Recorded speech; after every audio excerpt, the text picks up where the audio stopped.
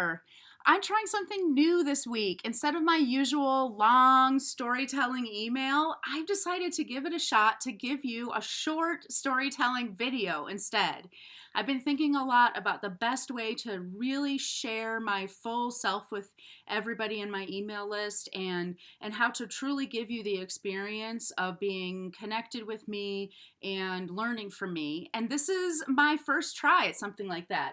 So I'm curious to hear what you think about it. Reply to this email and let me know. I always want to get feedback and know how best to serve and reach the people that I care about the most, which is you.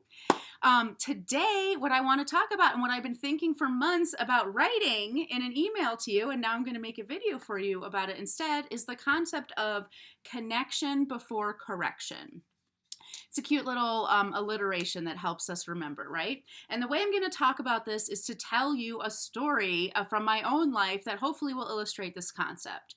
So for anyone who doesn't know, my oldest son is about to turn 17, Elijah, and for the last year, he has been going through an intensive treatment and therapy program away from home, that he's been doing all this work because he was struggling really hard with addiction and suicidal ideation. So we decided to do this program, and just back in October was his first time when he was ready to come and visit us instead of us going and visiting him.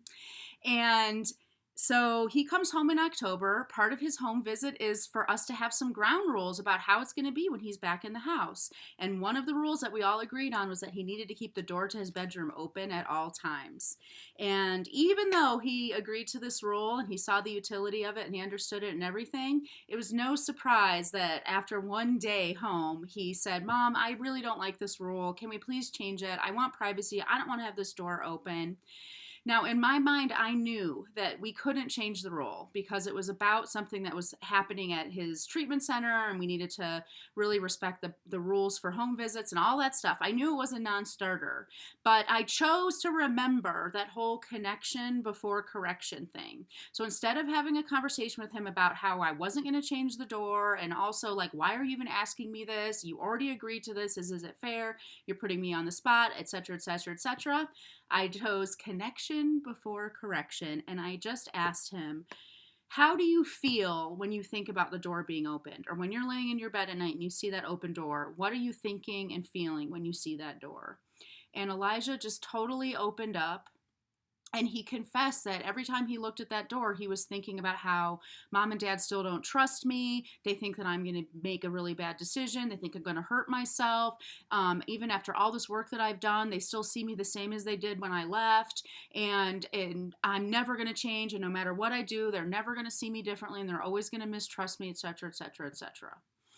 And he wound up just totally breaking down and crying and talking to me all about these fears he had about coming home, the fears he had about reintegrating with the family, the fears he had that maybe he really wasn't going to change, and all of the stuff, all that deep inner stuff that all just came from a door, y'all. And if I had chosen to just say, okay, well, we can't change the rule and I need to win here because we can't be having this conversation, I would have missed all of that stuff. And so after this whole long conversation that we had, crying, catharsis, loving, validating, I didn't even need to correct how he felt. I just validated how he felt and told him it was really understandable. Once again, connection before correction. I did not need to correct him about the thing that I thought that we don't trust him any more than we ever did and all that stuff. He was wrong in that perception, but that's okay because that was his reality at that time. At the end, he sort of chuckled to himself, and I said, "What's so funny, Elijah?" And he was like, "I just know that like a year ago, we could have had this conversation and it would just been like a huge screaming match about the door. And now we can have a conversation where I bring up something I want and I don't get it, and it's not a problem, and I feel a million times better right now." And that is the power of connection before correction. Because you're going to see that oftentimes, if you focus on connection before correction, the need for correction goes away. And sometimes it doesn't, and that's not a problem, but you're never going to go astray by focusing on connection first.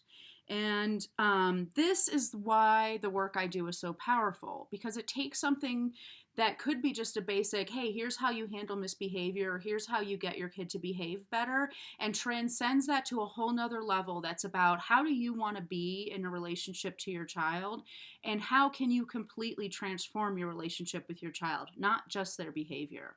So that is why I want to put that out there for you, this connection before correction idea. And I want to hear from you if this was helpful, if you want to talk more about it, if you feel like you need this in your life. I am here for you. There's going to be a link in this email to set up a free discovery call with me, and I can't wait to hear your thoughts.